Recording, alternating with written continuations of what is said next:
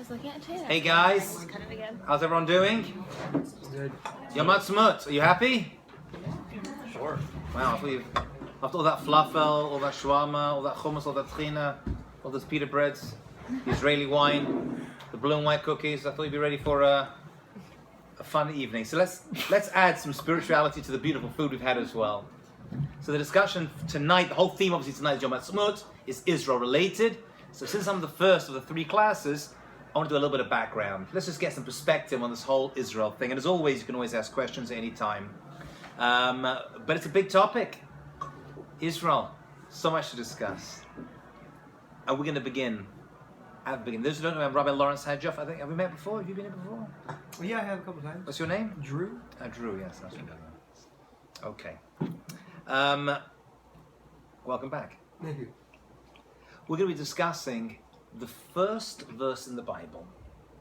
And the first verse in the Bible seemingly has nothing to do with the land of Israel. It says in the beginning, God created the heavens and the earth. Bereshit bara Elokim et shamayim v'haaretz. Does it mention Israel? No. Does not at all. It mentions the universe and everything else, and heavens and earth, but it doesn't mention the land. There is a famous commentator called Rashi, Rabbi Shlomo Yitzchak. He lived in Troy in France about 1,000 years ago. And he gives, I'll give it a little bit of technical background, when he comments on something, he's giving pshat. Pshat means the basic understanding of information. He's not giving some deep, Kabbalistic, nothing esoteric. He always wants to give you the basic understanding. He'll translate words for you, he'll explain words to you. That's all he's doing. He makes a really long but fascinating commentary on this verse in the Bible. He starts with a question: why did God have to begin the Torah with the creation of the world? Why couldn't Judaism and the Torah have begun with the first mitzvah, which was given 2,500 years later when the Jewish people were still in Egypt, when they were told to create a calendar? That's the first mitzvah. That's another discussion. Why did the Torah have to begin with creation of the world? So God created the world, okay, we know it. Write it somewhere else. Why does the Torah begin with it? And he says something fascinating. I'll tell you why. Because one day, God is going to designate a country called Israel for the Jewish people. And one day, there are going to be other nations that say, that country is not yours. And we're going to have to respond, but God said it is. And therefore, it belongs to us. That, says Rashi, is actually not his opinion. That, says Rashi, is really what's happening in the verse. The whole reason, whatever these words mean, the whole reason God created the heavens and the earth was for one reason only. And that was to give the land of Israel to the Jewish people. There is a link which I want to make very clear to you. If you hear this, it was worth my mother having me. And my mother said I had to mention, because I spoke to her a few times today, that she served in the Israeli army. So she had to get a mention today as well, back in 1960. There is a very strong link between the Jewish people and the land of Israel.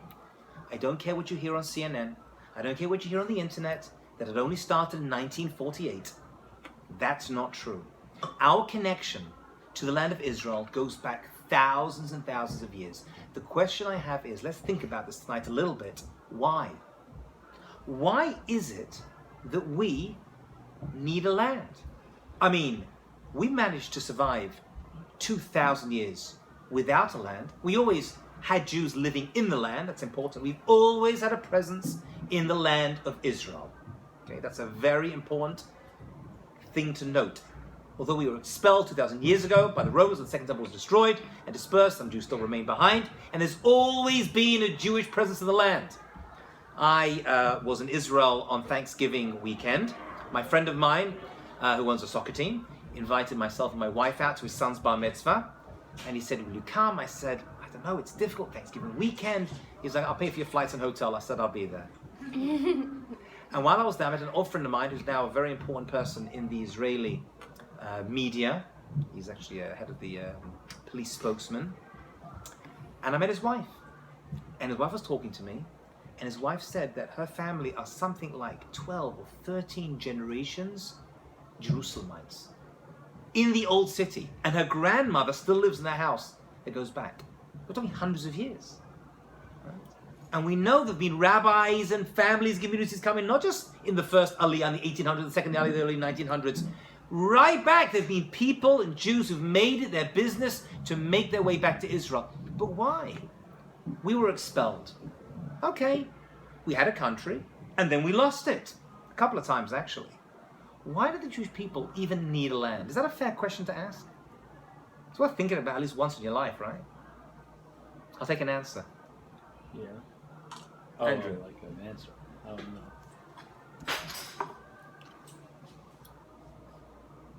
Anybody? No, like practically, but like philosophically. I'll say practically. Give me some reasons, yeah. Because we're like people were perpetrated or whatever you call it, persecuted. So Okay, we so can one kind of answer will be use according like a to rock Andrew. and strength. This was actually Theodore Herzl's idea. We need a safe haven, right? Theodore Herzl was a Viennese, journalist, and he saw the Alfred Dreyfus affair, which happened in France, and he said, "This is not good." Right? Dreyfus was a very successful soldier, high-ranking soldier in the French army. He saw that he was disgraced. He was a lie was perpetrated against him, which was proved to be a lie many years later. And he's like, "It's not going to get better for the Jews. We got to get a safe haven." So Herzl said, "Let's all move to Uganda." Yeah. And they said, "Uganda? Jews in Uganda? No. We got to go to Israel. Argentina." And then the early Zionist Chaim Weizmann, others says, "No. We got to be in our land." Achad Ha'am and others say, "We got to be in our land. The land of the Jewish people is Israel. That will become our safe haven." Has it been so safe a haven for the Jewish people? Well, touch and go. We just moved there, as the head of Hezbollah said. Let them move to Israel, so we'll have them all together, so we can wipe them out in one go. Let them come back, he said.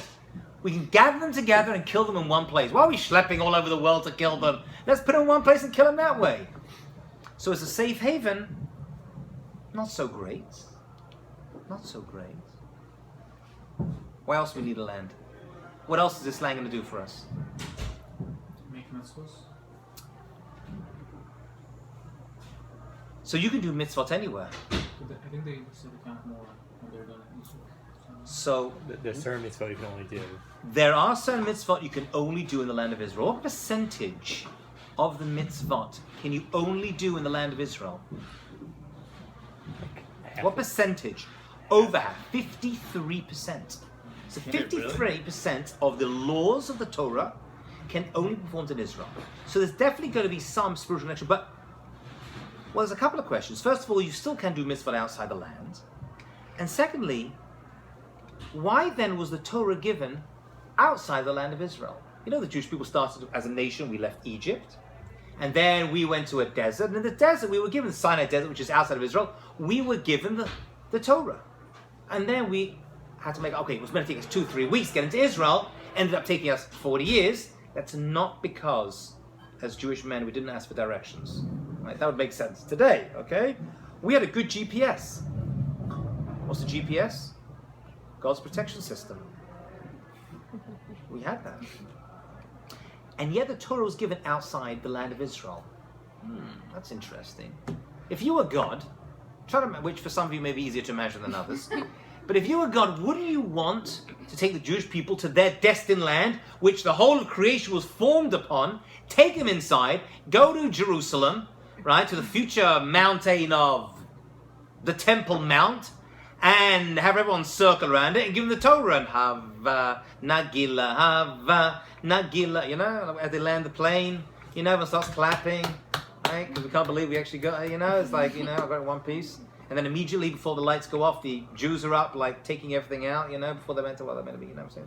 You know, my friend was actually flying in, and he said it was like Pesach time. And he was flying at Erev Pesach, Erev Passover. And, you know, they land and they say, please remain in your seats until the lights have been, you know, extinguished. And he said, the lady came on the loudspeaker out, they're about to leave, and she said, to all the people who stayed in their seats, we'd like to wish you a happy Easter. To all those who got up early, happy Passover. That's our people, right? We're so eager to enter into the land, we can't even wait for the plane to take a full stop on the runway. So the Torah itself was given outside of the land, which itself is extraordinary. Because the whole reason we're given the land is the Torah, and likewise, why would that be? Why do you think that is? Drew, what do you think? I have no idea. It's an interesting question, though. Did you hear the question? Yeah, I hear the question. It could be the question's better than the answer. I'm just warning you. It might It's a actually- very it might- strong question. It might be. It might be. Might be. I'll give you an answer. There's many. I'll give you one. You see, before we get to the land, we have to prepare. It's such a special place. You don't just run into it. You don't just get into a car and start driving. You've got to take lessons. You don't just become a doctor. You've got to go to medical school. Right? You've got to prepare for that experience. And therefore, the Torah was downloaded into the Jewish people's heads early so they could prepare to get in. That's one answer. Another answer is, had the Torah been given in the land of Israel, what mistake could we have made? Had the Torah been given in Israel, what mistake could we have made? That we could not fulfill mitzvah That outside. exactly. The Torah is only for the land of Israel, just like American law is only for America, and French law is only for France, if there are any laws left over there. And all the laws that we have are only in the locations where they are mandated. The Torah is bigger than the land. So two answers. One, we need to prepare, take the land, take the law inside, as soon as we get in, ready to go, because 53% of the mitzvot are involved in agriculture and other stuff, so you've got to get ready to do it. And number two, because you would have thought that, hey, if I'm in Israel, I'm Jewish. Outside of Israel, I don't need to be. Outside of America, you don't do follow American law, do whatever you want. Do the particular law of the land. That's not so. So the Torah itself has its significance in a much broader sense. But the purpose it was given to us, and this is the key part, was to take it into the land. Because the best place to be Jewish is in the land of Israel. Says Nachmanides a wild thing. This is a crazy statement, and I think he's the only one that says this, but he's a very, very big source. Ramban, Rabbi Moshe ben Nachman. He says, actually, that the whole thing of being Jewish, following the laws, the Torah, the mitzvot, outside of Israel, doesn't actually count. Isn't that wild? The only reason you are commanded to do mitzvot outside is so that when you end up inside, you'll know what to do. It's like a big rehearsal. That's how emphatic he was. And he's so big into this idea, he actually lists, which not everyone does, living in Israel as one of the 613 mitzvot in the Torah. Not everyone does that. They say it's a great place to be. No one denies that. Nobody denies that Israel is the homeland of the Jewish people. Well, I'm saying among the Jewish sources. Plenty of people do it outside that, right? I'm not saying go to the UN and ask anyone over in the UN. Don't be crazy. However, among the Jewish sources, everyone agrees that that is the homeland of the Jewish people. Now, the land of Israel, so that's the Ramban. So the Ramban finishes and says, that's our purpose. And he actually gives a very unusual metaphor, but he gets it, so I'm going to share it with you. He says the husband and wife get into a big fight. Okay? I think he says a king and the queen, actually, but either way, it's good. Right? And every Jewish metaphor is always a king and a queen, right? So the king and the queen get a big fight, and they end up separating, and she goes back to her parents' home. But while she's there, she keeps on her special royal crown and her jewelry. Although she should return it, because she's left the palace. But she keeps it on. Why? So that when she goes back and they she reconciles with her husband, the king, he'd be like, oh, I recognize you. You're royal stock. You belong here with me. He says, so too, the mitzvot are like adornments that we use to decorate ourselves. So we keep them outside so that when we end up back inside the land of Israel, we're going to be able to say, recognize us? I'm back. This is what I'm all about. So the mitzvot in Israel are worth a lot more. Actually, not just the mitzvot. Just walking in Israel is a mitzvah. Says the Talmud, and I believe the Ramban Maimonides agrees with this. Every 4 steps you take in the land of Israel, mitzvah. Just walk it. You can walk around Manhattan all you want. Not so good. Right? A little bit of exercise, unusual smells. You can walk around France as much as you want. Not all parts, not with the animal. You can walk around a lot of places in the world, however. Walk around Israel, it's not just physical, it's spiritual. Somehow affects who you are. Not only that, the air in Israel is different. And this is a spiritual quality, so it's difficult to define it. But the Talmud says the Avir of Eretz Yisrael is machtim. It makes you smart. Just makes you smile. Just breathing in the air of Israel. This could be literal. Some take it literally. Just breathing it makes you smile. Outside of Israel, you're a bit of a loser. You turn up, suddenly you smile. I always say, look at the difference between like the Jews outside of Israel. Like, think of a typical American Jew. How do we view the typical, like, stereotypical Jew in America? It's like a Woody Allen, you know, a bit of a Nebuch. Look around, he's like hypochondriac. He sneezes and goes to hospital. You know, that's the kind of like vision we have of like, you know, the American Jew. Think of the typical Israeli man, or woman even. Tough, right? Strong, chazak. Had a friend who once said, that could be why certain grapes grow better where they're meant to be, or wines are better where they're meant to be. Like champagne can only come from champagne grapes. Everywhere else is fake everywhere. It's not as good. They look like it may smell like it, but it's just like, you know, white wine. Champagne comes from the Jewish people. Our natural habitat where we grow strong and best and smell good is the land of Israel. Wait, who It's made just that who we up? are. A friend of mine made that. Oh, really? It's a friend of mine. That's not a biblical one. It's a friend of mine, but I happen to like it very much. That's clever. I like it. It is very clever, yeah. So that's one reason. One reason we have a land, right? Safe haven, I don't know if it's really worked that way. And if it isn't safe haven, it's still a mitzvah to be there. But it's a spiritual land. There's something about it that connects to the Jewish soul. Right? It connects to the Jewish soul. That's one. But I want to share another thing with you, which most people are not aware of. And it comes from the words of a very great rabbi who I'm a big fan of, who wrote in the 1800s in Germany. However, his writings were written in High German, translated to English and Hebrew, and even the English translation is beautiful. And for some reason, his writings are very popular in our generation. It speaks to our generation a lot. It really became very popular. And I consider it to be the best commentary on the Bible that exists. And it's a rabbi called Rabbi Samson Raphael Hirsch, and he lived in Frankfurt on Main in Germany. And he wrote a commentary of the entire Bible. And it's a lot of symbolism he uses in it, and very easy to understand. Just very beautiful. I want to read a piece of his. Do you mind if I read you a piece? I usually don't like to read in class because people like fall asleep, but I want to just read just one piece because he says it so nicely. And I'll tell you what his point is before we even get there. He says the point of the Jewish people being in the land of Israel, their natural habitat. It's our natural habitat. That's a key point, which goes back to the creation, like Rashi said, is that we should be a model society for the rest of the world. He says we have to be a model society. And I'll read you his words, just one small paragraph. The Jewish nation is to represent agriculture as well as commerce, militarism as well as culture and learning. The Jewish people will remain a nation of farmers, a nation of businessmen, a nation of soldiers, a nation of science, thereby as a model nation to establish the truth that one great personal and national task, which God revealed in his Torah, is not dependent on any particular kind of talent or character trait. Doesn't own by a few people, but the whole of humanity in all of its shades of diversity could equally find its calling in one common spiritual and moral mission and outlook on life. He suddenly went from Jews in Israel farming to the rest of the world, humanity looking at us and being like, that's amazing. How do you do it? And by the way, it's happening right now. You know, the Jews in Israel have created these like beautiful, amazing irrigation methods, right? To irrigate with these drip methods. The fields, they've made barren deserts bloom. Who needs that information besides us? California. California. Oh, you're right, actually. I don't know if I went as far as that. By the way, solar system, the whole solar thing in Israel, went to a solar farm in Beersheba down south that was really hot. They imported a lot of that to California. That is actually very, very true. Right? We have another thing in common, sun and sun. But Africa, right? Lack of rain in Africa. So they actually exported this information. They didn't just like sell it to them. They sent Israelis to go and teach them how to use it. Right? They're like, oh, it's ours. We're not going to share it with you. They're like, no.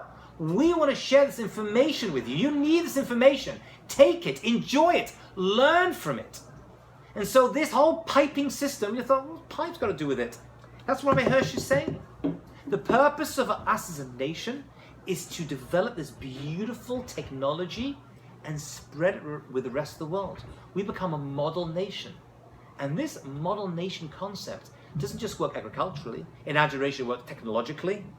Right? All the startups, I don't even need to tell you, that come out of Israel, that we share with the world. It works militarily. But even when it comes to how we operate our army. See, other nations, have you noticed this? They like to, anyone here from Russia originally? Any Russians originally? What do they like to do in Russia? Right? When they have new rockets and tanks. There's big parades. You see these big parades, and they all come out, right, with all their like medals on. These guys, like so many medals these generals wear. You're surprised if they get shot, will just deflect off one of the medals, like armor they wear on their outfits. And they parade all these wares and their tanks, and they're all sitting there, all these generals, and they're clapping. It goes by, and the Iranians do it, and the Koreans do it, and all the nations do it. In Israel, they don't do that. You go to an army base in Israel, which I've been to many over the years, in the 30 odd trips I've led to Israel, and you can't even spot the head of the base, right? Like you go to some base, you're like, where's the general? He goes, I'm the head of the base. What's your name? I'm Dudu. Sorry, what's that? Right? You know, everyone else, it's like they don't, and they're not covered in like they take a pride in the militarism, but they don't make it into a goal. It's a means to an end, right? It's a necessary evil. Actually, if it's necessary, then it's not evil at all, actually. But that's what it becomes for them. And we don't say, oh, look at my hardware. It's like, yeah, we got it. Nuclear reactor, we're not saying anything. We deny everything. Everyone knows they got something going on. No, we're not going to talk about it. We don't want to discuss it. That's why it's Israel Defense Forces, not Israel attacking forces. No matter what they tell you on CNN and all the other sites that we are attacking and hurting in our ways to bring down and destroy, it's not. There's a code of ethics in the Israeli army which other armies laugh at. They have no concept of why we are protecting our enemies and treat them with such respect in an incredible way. I don't want to talk too much about it, but just the point that they look at us and be like, wow, we want to be like that. A model nation and a model society. Okay? So that's key. I want to mention, by the way, as a side point, one of the reasons, actually the reason, going back to biblical times, the Jewish people were not allowed to enter under Moses. Anyone know what mistake they made? What mistake did the Jewish people make in the time of Moses? This famous story in the Torah. They made a mistake, and because of that, they were not permitted to enter into the land of Israel. Golden calf. Nope. That was a small part of it. That was a bigger mistake they made. I forget what it was. The golden calf happened after the golden calf. They were still It permitted was to after enter. the golden calf. It was after the golden calf, yes. Something to do with like gold or something? Nope. Was striking the rock? That was the reason, very good. That was the reason Moses wasn't allowed in. Moses struck the rock, he wasn't allowed to go in. Actually, what the problem is with that, we have to see, right? Because striking rocks is not a problem with the Torah. You're allowed to strike rocks if you want to. I don't recommend it, right? But if you want to, reason. Sometimes he lost his temper. That's the Rambam's answer. Why were the Jewish people, though? Why were they not allowed in? What do they do? If it happened to them, we can assume it happens to the rest of us. The spies, that's right. What happened with the spies? They spoke poorly about. Right, so they were told they wanted to go and spy out the land. They were scared to go in. It's a scary place, it still is. And so they said, we want to send spies in. And Moses said, okay, if you want to, send them. And God said, if they want to, fine. I'm not really in favor of it, but if you want to. And they went in, and 10 came back with a bad report. That's actually where we learned the idea that 10 is a minion. It's actually learned out from that story, interestingly enough. And they came back with a bad report.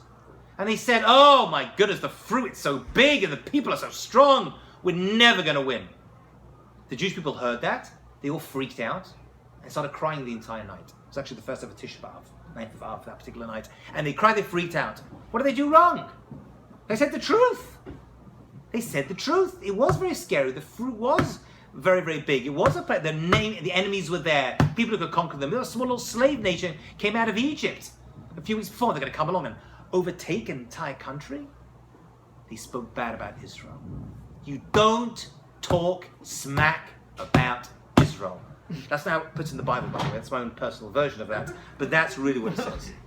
And this idea goes very, very far. So much so, you speak Lashon Hara about the land of Israel. You can't do that. That when rabbis used to walk around Israel, imagine this. In the Talmud it says this. They would pick up dirt from the ground and garbage and refuse so that people wouldn't say, look, Israel's so dirty. You can't say that about the Holy Land of Israel. You can't say that. And they would walk around, they would give classes. And they would give classes in the shade.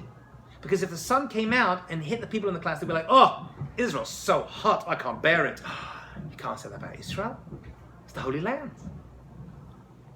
Speaking about the land, if you're inside and even outside, because it happened to the Jews that were outside, has very, very negative repercussions.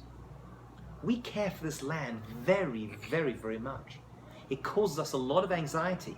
The worst date in the Jewish calendar, the 9th of Av, is because the temple was destroyed and we were exiled. Right? It was a very, very difficult time for us, and has been ever since. And one of the best days is Yom HaSu'ud for the Jewish people, and we'll see Yom Yerushalayim, which I believe even more so, taking the city of Jerusalem from the Jordanian, 1967. We'll discuss Jerusalem in more detail when we get there. But before we go micro, we're going to look at macro. So Israel has a very special purpose, and how we treat it, and how we live in it, and what we say about it's very, very big. Says Rashi something wild. He gives a fascinating metaphor. He says the land of Israel is like a sensitive stomach. Right? Anyone here got a sensitive stomach? We're Jews, we all do. We've got one food we can't handle. We're the most lactose intolerant people in the world. So you have someone who's not feeling so well, right? Or they feel fine, should we say, and they eat a bad food. What happens? They bring it up. Rashi says Israel, the land, is like a sensitive stomach. If you do the wrong stuff inside it, the land itself, and this actually is quoted in the Torah, I'm giving you exact words from the Torah, vomits out its inhabitants. Yokiyat Yoshvea. It vomits them out. That's the language the Torah itself uses. The land vomits out. What is that? Vomits it out. It can't take it. And not just Jews, by the way. Other nations too. That's why so many people have come into the land and been kicked out into the land. That's the reason. It can't stomach inside it any bad behavior, specifically, a number of things, specifically licentiousness, which is a great word, but a terrible thing. But it can't handle it. And so when the land itself becomes infected with indecent behavior, the land itself, as it's actually God doing it, but the land itself kicks it out, vomits them out. They can't stay inside my land. And that's what happened to the Jewish people. And we were out for 2,000 years. There's never been a nation in the world that was kicked out for 2,000 years and got to turn back and got to return. That's a wild thing. And the church, interestingly enough, actually said that the reason the Jewish people were exiled and are still the nomadic people is because they rejected Jesus. That was and that was a great argument to make, because for thousands of years we were outside the land and we couldn't go anywhere. And in 1948 that all changed. The Jews were given permission to go back, and they did go back. And then the church had to change things a little bit, you see, because that argument, which was a pretty good argument to make, by the way, that's why they're traveling the world all over, right, for not accepting Jesus as Messiah. And we got to go back in again. And they had to change that, because it didn't make sense theologically for them. And after 2,000 years, we went back to our original land. Not for the first time, as those many people have you believe. It's not true. And the same language we speak now, they spoke then. Right? I had to update certain words, right? And the same mitzvot, and the same, not the same clothing obviously, right? But the same ideas, same Torah, right? Same garments, same foods to a large degree, matzah and others. Right? So it all came back. We just returned to that which was ours. Why? Because that's the place of the Jewish people. It's our natural habitat. That's where we work best as a nation. Any thoughts, comments, questions on anything we said? Is this new information for some of you? Kind of knew it, but it's good to hear it again sometimes, right? There's something else to share with you. 1 second. Give me 1 second over here. I wanted to share one last thing over here, and then you can go. I got it. There's something else about the land which the commentators talk about. And they say the following. They say the Jewish people are drawn to the land itself. Why? And the Torah itself says this, because Hashem's eyes are on the land. From the beginning of the year, and Achar Shah to the end of the year. Right? What does that mean, God's eyes are on the land? What, God's eyes are not on other lands? No, they're not. Not in a concerted way that God operates when it comes to the land of Israel, which explains why, by the way, and I'll explain what it means. Could you close the door, please? Thank you so much. Which explains why, not that door, not that one. Which explains what, thank you, Rabbi. Which explains why you open the newspapers and Israel, which is, fits 9 times into Florida, whatever it is, 20 times into California, you've heard the statistics before. Tiny little country gets so much press, right? You ask the average non-Jew how big Israel is, they'll be like, I don't know, size of China? I mean, they have no clue. They got no idea. They can't even fit the word Israel on the map. They got to stick it in the Mediterranean. It doesn't fit. Forget Jerusalem. You get the J, the M. It's like, forget it. It's not going to work. So there's a lot of talk about it, right? You can't miss that. Because you're saying God's like the way God works in Israel is different Yes. than the way He works in the rest Yes. of the world? That's exactly what I'm saying. And I'll give you the word that the rabbis and we use to identify this idea, right? And that is hashgacha. Hashgacha. God is mashgiach. He has a direct and constant. In other words, to give you a better analogy,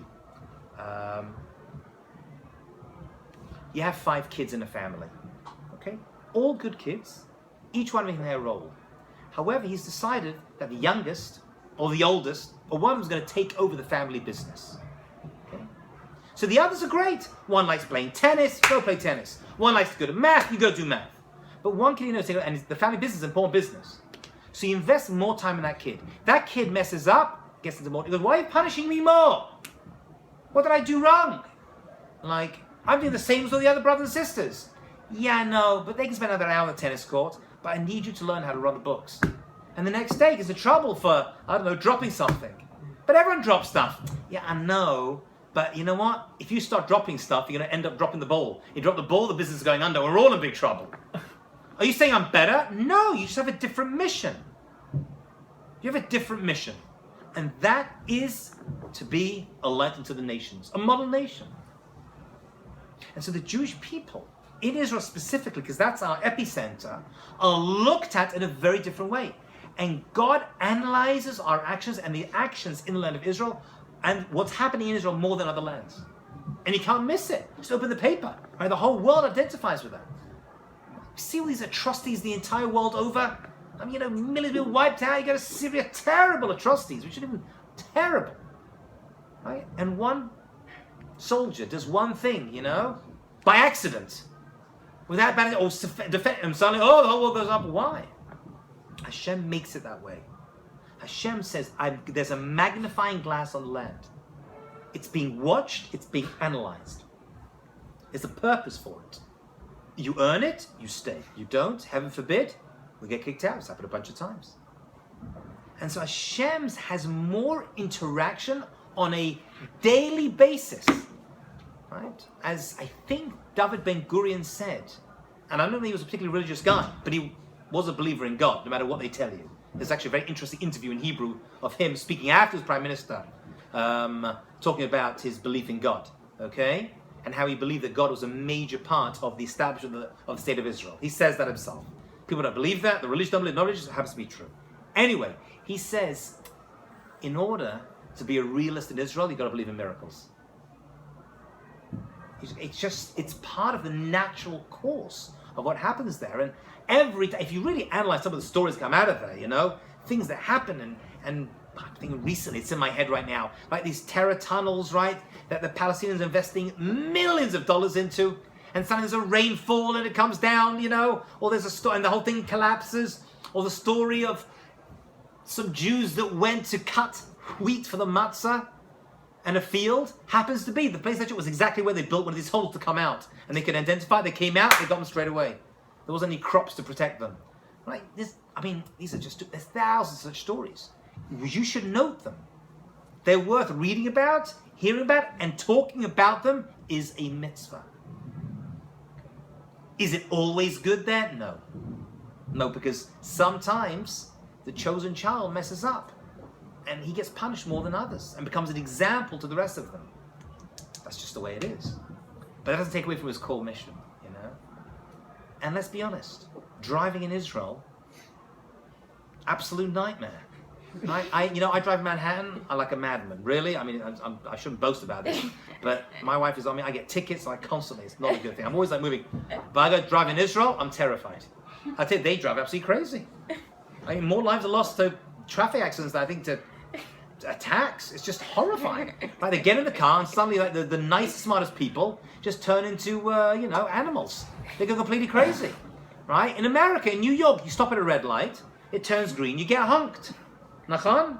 You get hunked. It goes red, green, red, green, That's the way it goes. As soon as it turns green, Nachon? It's true, absolutely. Before it's even green. In Israel, it's still red, you get a hunk. You're like, what are you doing?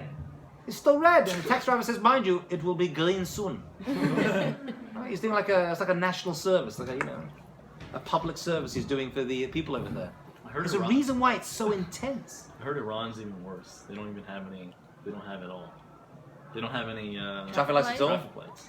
Yeah, I wouldn't drive there either. Yeah, They have like crazy complicated like highway merges and they have no traffic lights. There's no coincidence that driving in Israel is such a mental affair. I heard this from a very big person. It really driving too much in Muncie. the intensity, right? In Muncie, they double park. People wait for you. They get out for 20 minutes. It's intense. There's a reason why. If it was easy living there, it didn't have to do with all the bureaucracy and everything else. Everyone would be there. But Israel comes with a challenge because it comes with a great responsibility. Wish you all a wonderful evening. Go enjoy the falafel and the shawarma and all the delicious, yummy Israeli foods. And we'll pick this up, God willing, next week. Thank you all. Thank you.